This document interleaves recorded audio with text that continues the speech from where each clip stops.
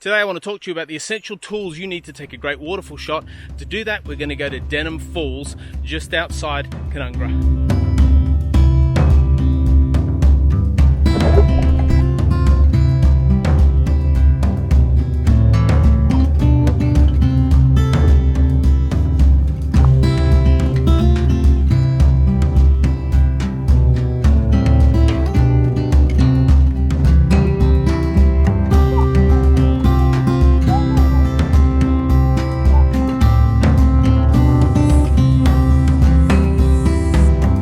Made it to Denham Falls. The walking track is closed. And normally I might like to take a bit of an adventure, but we've got the kiddos with us today. Here they come. Did you run back from the waterfall? Yeah. Was it good? Did you see anything down there? No waterfalls or anything. Oh wow. Here's what I'm going to do.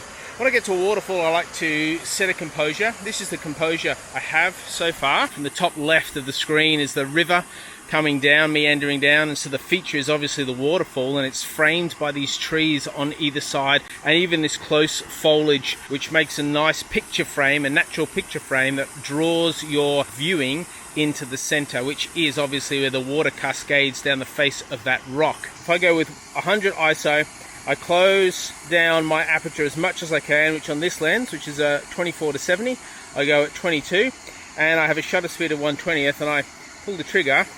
So that's the image, and as you can see, that water is still looking pretty choppy. It's not looking smooth.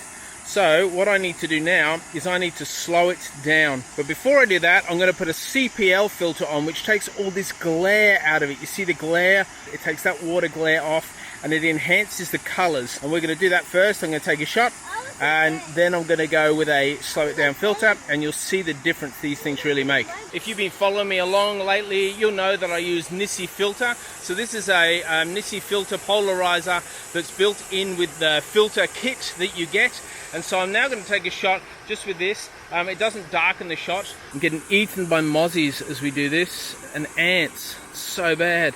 Can you see the difference of filter? See, that brings out those colors. I don't know if you can see that. See that? I'll go all the way around, but it goes duller, and then it goes more vibrant and bright. Settings haven't really changed at all. Focal point hasn't changed. Composition hasn't changed. Here's that shot. Now what I'm going to do is put on a 3-stop filter, which will be able me to slow it down to about 2 seconds. All right, so have a look at this. It's come up beautiful. If I zoom in, look how silky smooth that is. And there's no glare on the rocks. It's all taken out. The colors are looking banging. So lesson of the day, folks, if you're shooting waterfalls, if you're shooting the ocean, if you're shooting a lake, get a circular polarizing filter. It's called a CPL filter. You can have set ones that stick on your lens, and there are dials, so you turn them, or you can have it built in with a filter kit like I've got, but you really need one. It makes your photos just move to the next level. And if you're shooting waterfalls, it's really handy to have a 3-stop or a 6-stop filter that allows you to slow the water down. So this water got slowed down to 1.3 seconds, and it's come up beautiful and glorious. So a couple of tools to take with you as you're out shooting some waterfalls, shooting perhaps the surf, shooting water onto rocks where water crashes, anywhere really, and you especially want to go places where there are not mozzies everywhere eating you as I'm trying to film this. This is all right, let's go.